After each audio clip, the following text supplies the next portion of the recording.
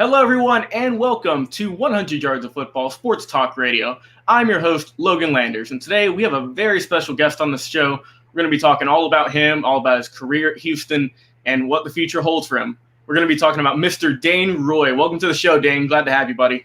Thanks for having me, fellas. It's a nice, beautiful day here in Houston. Not too hot as well. It's been absolutely boiling the last couple of months, so maybe it's because of that hurricane that's going to come through soon. Hey man, no doubt. It's a little bit hot here in Georgia here, no doubt. We both got a little bit of heat coming in, got the summer months, no doubt. But Dane, going into Houston, it was pretty great. And I think we got a few highlights here that we're going to show just how amazing you were at kicking the ball left, right, and center, and having some special teams players just mind-boggled at what you did, man. Yeah, I got lucky sometimes, but this year is on my senior night, and it was an amazing experience. The whole family was there. And then throughout the year, like in my last year, I had to get a celebration. So I ended up doing that ice cream scoop. Yep. This is from when I won that kicking competition back in 2015. And bomb. This one, this was a little like side snap ball. It just kept rolling and rolling, and the guy decided to pick it up. All right. Yeah, not great team down there. They helped me out so many times, and but you could kick the ball in the air, kick the ball on the ground, you just needed to take advantage of the college rules because no doubt everyone just releases at the same time. So a couple of ice cream scoops there. Yeah, and, always a great celebration, man. Yeah, this is another one of those Aussie kicks. It's like the low roller, and it's difficult for the opposition returner to pick it up because it's bouncing every which way. And if you practice it enough, it's going to roll forward nearly every time. So that's what we ended up doing to pin them deep and got very successful at doing that. And here's another one. This for some reason, the Washington guy lined up on the other hash. So I was like, all right, I can kick a long one here. And we got Ahmad picks the ball up on the 2. Could have let it roll to the 1. Thanks.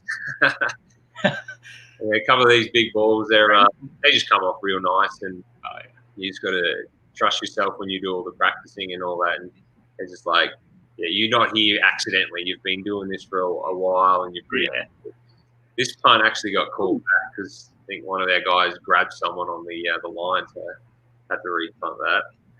And that Tulsa game, that was the last game I punted in because the Navy game the next week I didn't get to punt. So the last college punt was in this game. I didn't start the game too well, 22-yard shank, and then I reeled off 7 punts after that over 50 yards or something. So over 45 yards and had a good win with the team, and that was pretty fun.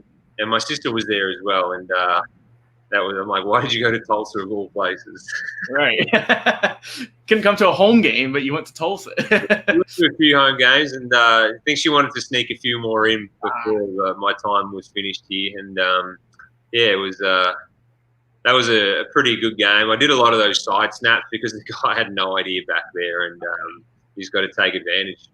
This one was probably my favorite game ever. I practiced so many times, and we got the first down. I think we got the first down. They didn't review it, so thanks to that. We'll take it, yeah. But if I threw the ball quicker, Byron could have had a touchdown. Dang. I'm sure that was in the back of your mind for probably the rest of the game. Everyone keeps saying, I remember that pass you threw at Louisville against Louisville, and it was a touchdown. And I was like, touchdown happened 2 plays later, but I'll take your credit.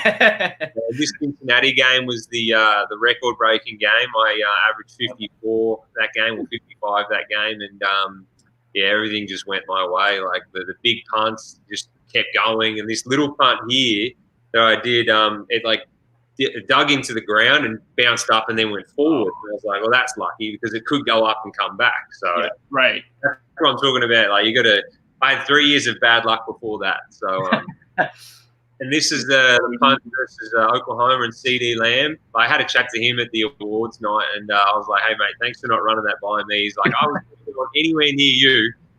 So, obviously, at the end of the senior night, start of the senior night, had a family and friends there, and conducted the band after the game. I love the college band. It's like everyone has it in high school and all that, and they get sick of it. And I'm like, I've never had it before. Like, you hear it in the movies, and then I finally had my experience. And I was like, this is amazing. And I think probably the loudest band was Texas Tech when they came to Houston. They were really loud.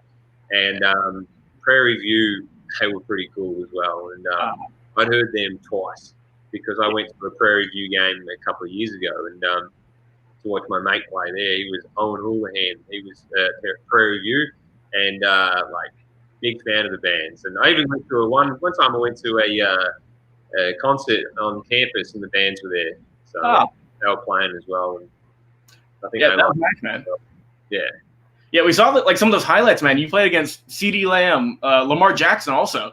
Yeah. You played against some high-profile guys in the NFL now. Just absolutely. First game, played against Baker Mayfield and someone else. I think he's pretty talented. I'm not a big NFL fan, so I don't really know the guys. And like I looked into the history, and I was like, oh, that coach was coaching there. And they're like, yeah, he made his name there. And I was like, oh, so I only know him at this place. It's changed so many times. It's like, surely, like, your coach can't keep changing teams. There should be a restriction. If there's a restriction for players, maybe there should be a restriction for coaches, or even ease that restriction for players. Who knows, man? But yeah, man, awesome talking some highlights with you, man. But yeah, we got a little press release here coming up because you got something special in store, man. So special shout out to Sportscaster Media for hooking up this interview with us, man. Awesome to be talking with Nick Splitter and everyone else over there. Absolute awesome guys. But yeah, so just a little press release. Dane, you have the Taking a Punt, the Dane Roy story coming up very soon, podcast. We'll be talking all about your life, being a former ice cream salesman, going to Houston after winning a punt competition and just absolutely balling out at Houston, man. Just absolutely amazing story. It's going to be coming out very soon. I think the next couple days also, so that'll be something to look forward to, no doubt. Yeah, I know they've put it to iTunes and all that, so they just need to get it approved and all that. But we go into a bit of detail, and there's a bit of controversial topics, but not too much, but to get the tongues wagging, so to say. Yeah, so not going to give away too much. Got to keep the listeners in tune to that, man. But I'm going to throw just a couple easy questions out there, let the fans out, the 100 Yards Football family know who you are. So, like I said, you used to be a former ice cream salesman in Australia. So, easy enough, man. What was your favorite ice cream flavor? Well, I would always go to the green one, choc mint. I'm okay. Choc mint, and but like I can't just name it to one because there's always a few in there. Yeah. After when you go to the movies and you get the choc top in the ice cream, I'd always get like the boysenberry flavor. Okay. Yeah, I like that, and also in Australia they've got this flavor called bubblegum. And I cannot find it around here in America. And the bubblegum flavor, obviously, it's meant to taste like bubblegum. Right. Pretty sure it's just sugar-filled stuff. And as a kid, I'd have the bubblegum there, the mint underneath it, and all that. But and banana as well. There's an ice cream in Australia called the Barney Banana. It's just the best banana-flavored ice cream as well. Yeah, personally, I'm like a cookies and cream or like a peanut butter chocolate man myself. Yeah, but I do enjoy some mint chocolate chip, and yeah, that bubblegum flavor. That's definitely what I'm gonna have to be on the look for because that does sound pretty interesting. Very nice, very nice. No doubt. Well, let's get into some football talk now, man. Describe your time at Houston as a student athlete, because I mean, coming over from Australia of all places, man, I'm sure this is a heck of a culture change for you. Yeah, I really had no expectation going to the University of Houston. I know some of the punters coming out of Pro Kick Australia, they know college football, they know what the big schools are, they know the small conferences, and they already have a perception coming in. So I just enjoyed everything. I didn't really have anything to compare it to. I did go on a trip of America in 2016 when I landed. So I saw how big like Ohio State was and USC and LSU and all that. But like I already knew that Houston was in a small conference. Like that was 6 now, they're trying to say. Yeah. But we already had massive facilities, and they like as soon as I got there, they unveiled a brand new locker room, like a meeting room, and I was like, this is still pretty cool stuff. But, and then in the first year, we had such a good year until our coach quit on us, and then like you're playing against Oklahoma, Louisville, and beating those teams, and the crowd against Louisville, 42,000. That is a massive crowd, and then you had crowds this year, and it was like down to like 10,000 or 15,000. So it's like you've gone on the roller coaster of life in college football, which is the coaching merry-go-round, so to say. And but like I had a really good time as a student athlete because I tried to make friends with like all the other student athletes in different sports as well. And there was a few sporting challenges that I would do in my spare time where I'd play against other like teams or other sports and all that. And I'd always try and make an effort to go to different sporting events as well, because it's not every day you get to go to a like a college basketball game or a college basketball game or even tennis, so to say. So yeah, I definitely made the most of my time as a student athlete, and really had a great 3.5 years there. So didn't leave any regrets out at all. Yeah. Hey, I don't blame you, man. After just coming off of college as well, man, it's a great experience just going to all the games and, you know, just really mingling with just anyone you can. It's an awesome experience for sure. Yeah. So, as we know, man, you won a kicking competition in Australia. You booted it 80 yards. And so whenever you first started punting, what punters did you first study when you first began to learn the game of American football? Obviously, you've got your Aussie punters that you'd have to follow in, because like they've actually done it. They've gone from Aussie rule style, like straight up and down, like around the body kicking and all that, to American football. So like Ben Graham and Sav Rocker, they're the guys who have played there. And obviously, Chappie had a time in at like Chicago and Green Bay in the preseason. So like he's really good coach, but the best coach in Australia to teach people how to punt as well. So like it's great to learn from the guru.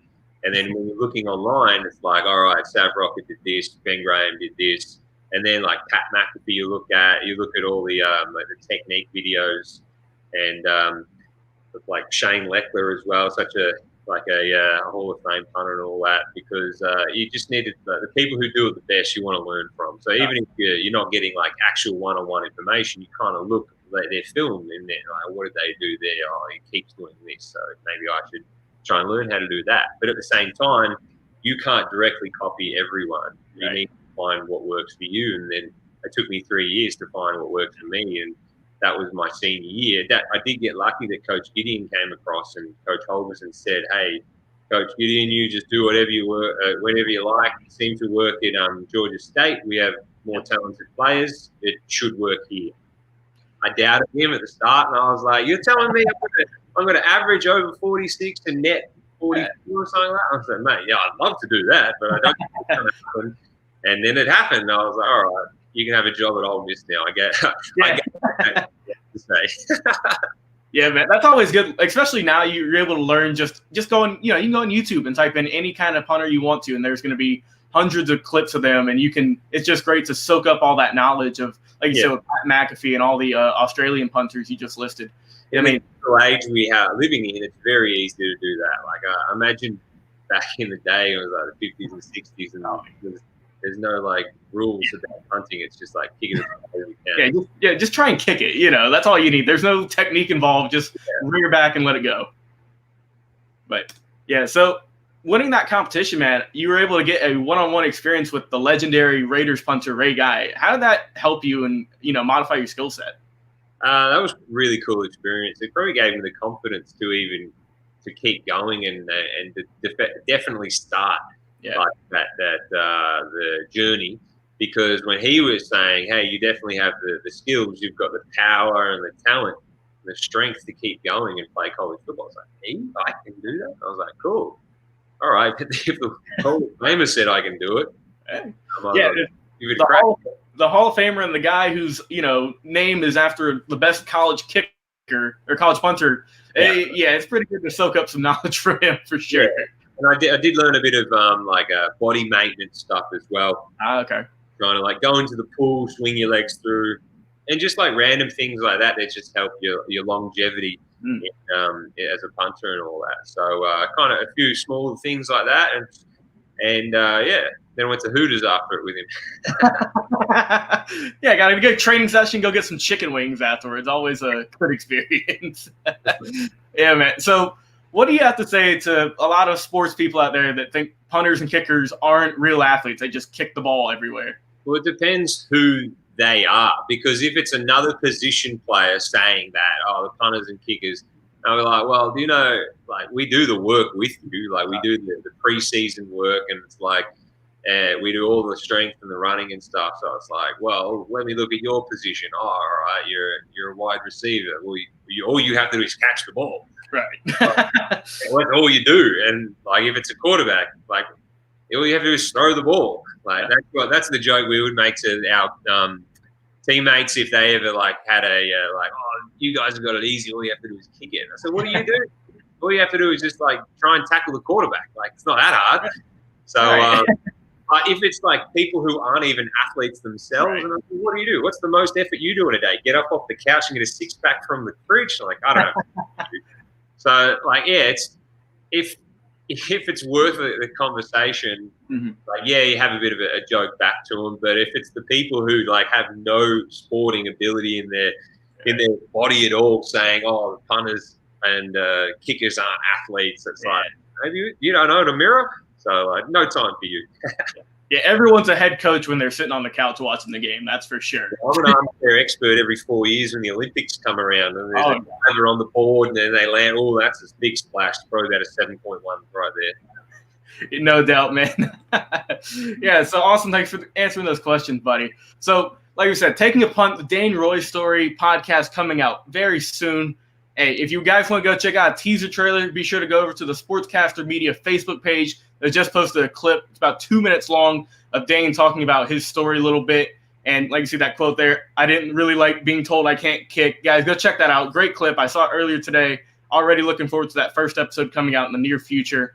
Also, another special thank you to Sportscaster Media for helping set up this amazing interview with Dane Roy and just for all they've done for us in this past couple days. So, for Dane, you got any last further comments for us?